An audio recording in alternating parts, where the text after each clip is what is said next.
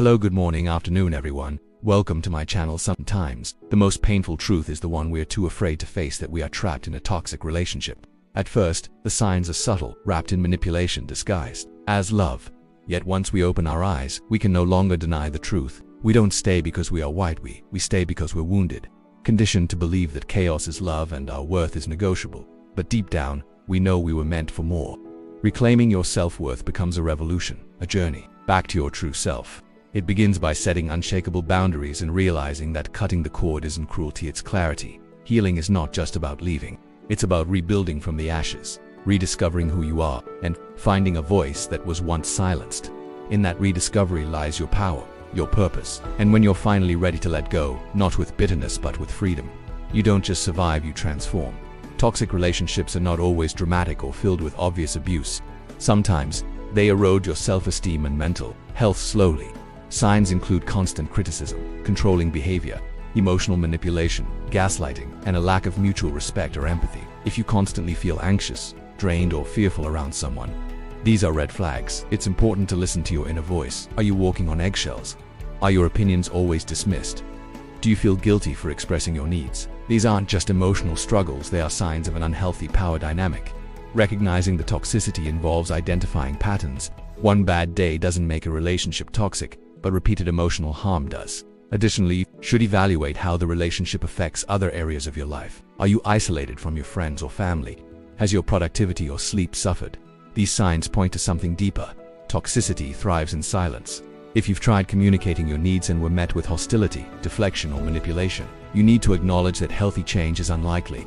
Recognizing this is painful but necessary. Start by journaling your thoughts and experiences.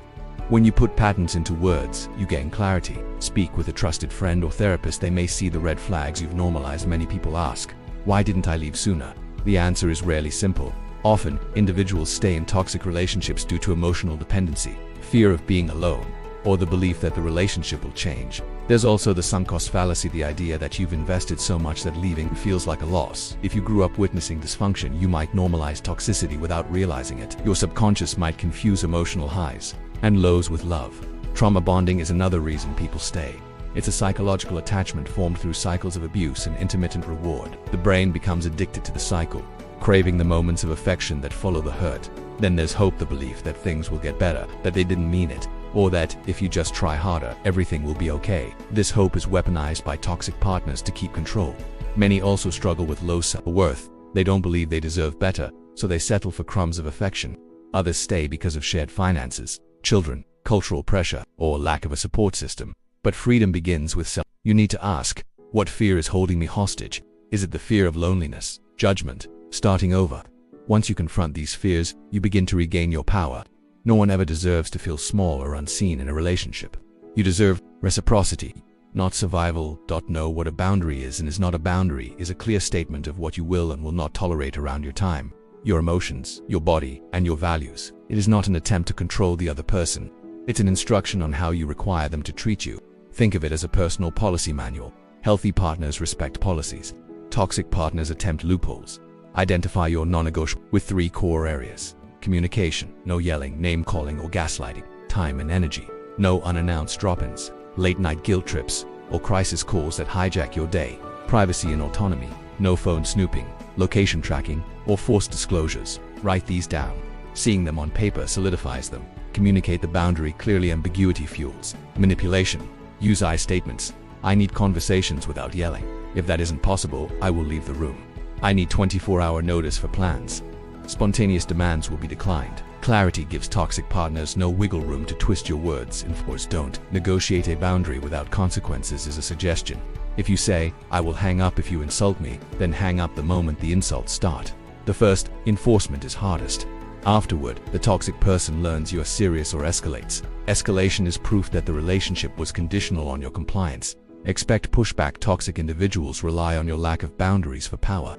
They may guilt trip. You're so selfish, or love bomb. I'll change. Anticipate it. Don't personalize it. Boundary pushback is a test. Will you revert to old patterns or choose self-respect? Protect the boundary with a support system. Enforcement is easier when you're not alone. Tell a friend or therapist exactly what boundary you set and ask them to hold you accountable. External support prevents boundary fatigue. Boundaries does not equal ultimatums. Ultimatums manipulate. Boundaries liberate. The goal is not to coerce change but to preserve your mental health. If they refuse to adapt, your boundary naturally guides you toward less contact or no contact. Reevaluate and adjust. Boundaries evolve. As you grow stronger, you may expand them from limiting late-night calls to limiting all calls. That's not being difficult. That's recognizing your worth. Acknowledge the identity erosion. Years of criticism and manipulation can warp self-perception. You may doubt your intuition, minimize your talents, or forget hobbies you once loved. Write a timeline. Before the relationship I enjoyed. During it I stopped. Seeing the loss in black and white fuels the hunger to rebuild, reconnect. With core values, list 5 words that describe the person you aspire to be. For example, creative, strong, compassionate, curious, courageous. Use them as a compass. When choices arise, ask, does this align with my values or my wounds? Small wins, big momentum. Identity isn't reclaimed through one grand gesture. It's rebuilt through micro-victories. Sign up for a class you shelved, reach out to a friend you drifted from, finish a book that fuels you. Track these wins in a reclaimed journal. Evidence of progress rewires the brain away from past narratives. Separate guilt from responsibility. Toxic partners specialize in blame. Healing requires recognizing what was never yours to carry. A practical exercise. Draw 2 columns. Their behaviors versus my choices.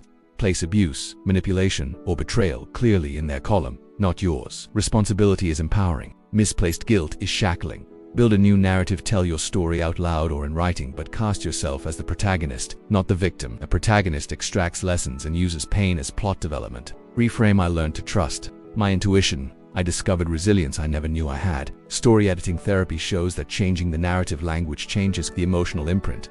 Invest in self-compassion practices. Recovery isn't linear. You'll have setbacks, dreams about the ex triggers, self-doubt spirals. Treat yourself as you would a friend. Gentle language, encouragement, rest. Use affirmations. I am healing at my own pace. I am worthy of healthy love. Seek growth, not substitution. Jumping into a new relationship may feel like proof you're desirable, but it risks repeating patterns.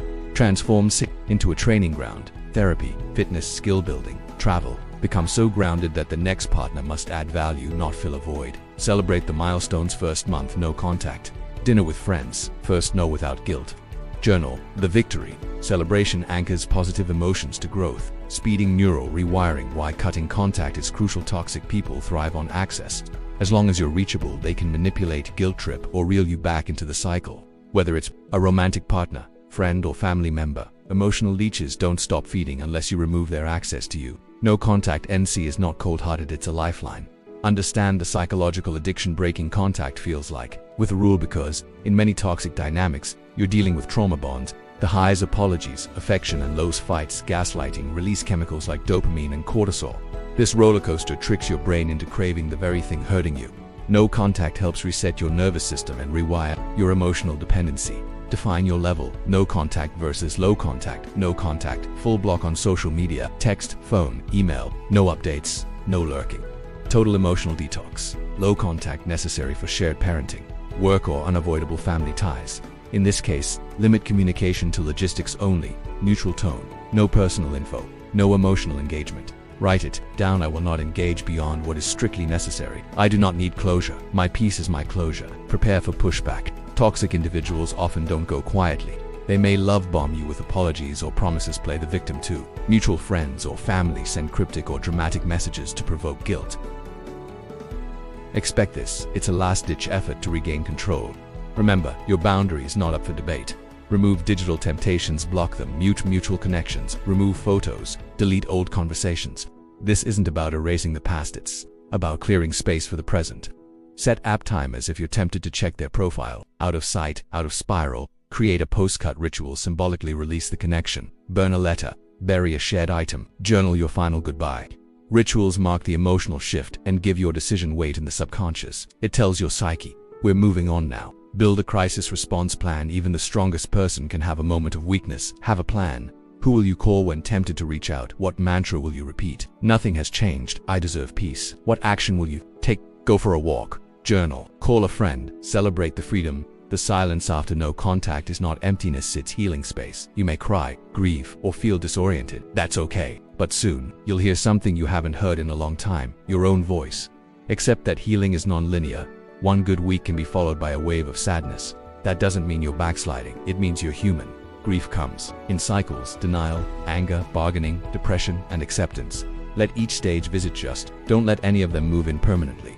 Therapy is not optional. Toxic relationships often cause trauma, especially if emotional abuse or narcissistic manipulation was involved. A trauma-informed therapist can help you rebuild trust in yourself, break codependent patterns, and pack limiting beliefs about love or worthiness. If therapy feels out of reach, explore free support groups, online communities, or workbooks designed for survivors. Journal with intent and just vent. Use journal prompts like, what did I lose in that relationship? What false beliefs about myself did I absorb? What do I need to forgive myself for? Journaling rewires the brain by externalizing the chaos inside. Feel it to heal it. Emotions don't dissolve through avoidance. If you feel rage, scream into a pillow or punch a boxing bag. If sadness rises, let the tears come. Emotion is energy, needs release, not repression. Heal the nervous system. Toxic relationships dysregulate your nervous system. Bring it back to calm with grounding exercises, deep breathing for 7-8 method, cold showers, gentle yoga, or nature walk. Somatic therapy, working with the body to release stored trauma. Healing is physical as much as it is emotional. Practice forgiveness, but redefine it. Forgiveness is not reconciliation. It's releasing your own anger so it doesn't poison your future. You're not saying it was okay, you're saying it will not control me anymore. Whether you write a letter you never send or say it aloud to the sky, let forgiveness free replace what was lost. Toxic relationships often fill time and emotional space. Rebuild with intention. Hobbies that feed your soul, friendships that feel safe, environments that nurture growth. Not just moving on, you're upgrading your life ecosystem. Track your wins. Healing can feel invisible. Each time you stand firm in a boundary, say no without guilt, or sleep peacefully, you've made progress. Write it down. Let the data convince you. You're getting stronger. You've seen the truth, and now there's no turning back. The illusions are gone, and in their place stands a person who has chosen healing over hurt. Understanding your reasons for staying wasn't weakness, it was courage. Now, you stand in the light of your own awareness, slowly building your self-worth and drawing the lines that protect your soul. Walking away is hard, but staying would have cost you everything. With every day of healing, you rise higher, freer, and more alive. You are not who they told you to be, you are who you choose to become. And in choosing forgiveness, not to absolve them but to free yourself, you will release the weight of the past. You are no longer defined by the pain. You are the proof that rising is possible. You are the author now, and your next chapter begins with power, peace, and purpose.